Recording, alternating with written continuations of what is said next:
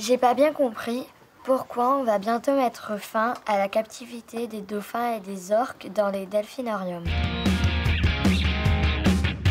Pour les delphinariums... Inaya, tu évoques les mesures annoncées par la ministre de la Transition écologique Barbara Pompili, reprises dans la proposition de loi contre la maltraitance animale qui vise à interdire progressivement les spectacles de cétacés dans les parcs comme Marineland. Pour comprendre ce qui pose problème, on a invité un expert. Bonjour, je m'appelle Alexandre Gagné, je suis cétologue. Ça fait plus de 30 ans que j'étudie dauphins, orques et baleines dans le milieu sauvage exclusivement. Est-ce que c'est une façon de préserver les espèces en les gardant en captivité? Ils ont de la nourriture, ils peuvent se reproduire et ils ont tout ce qu'il faut.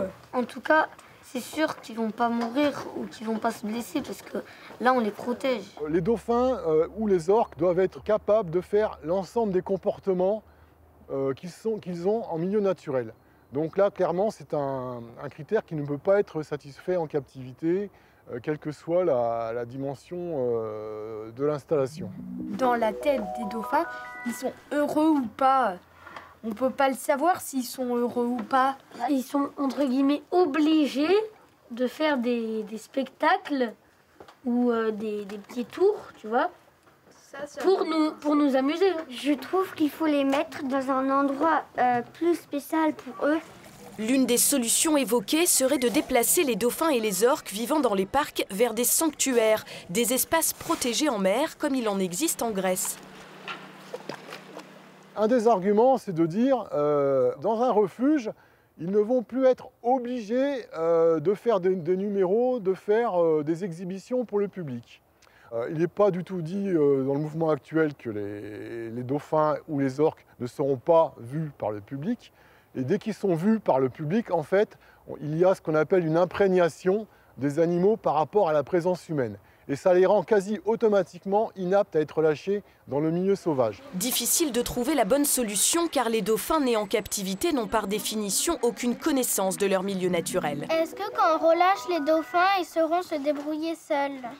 D'un coup, on te met comme à l'époque de la préhistoire. Ah, voilà, c'est-à-dire que tu n'as plus d'habits, tu n'as plus de nourriture, tu dois tout chasser. Parce que tu n'as jamais chassé tout nu dans la forêt.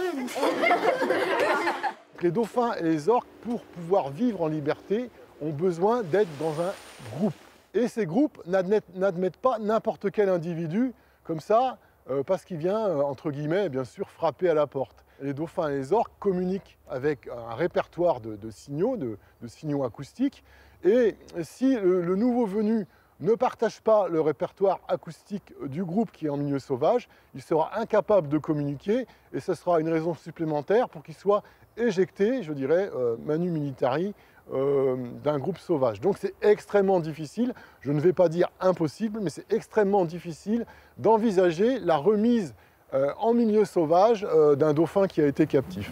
En France, 3 parcs sont concernés par ces mesures. Marineland à Antibes, Planète Sauvage près de Nantes. Quant au parc Astérix, ces 7 dauphins seront prochainement transférés vers d'autres delphinariums en Europe.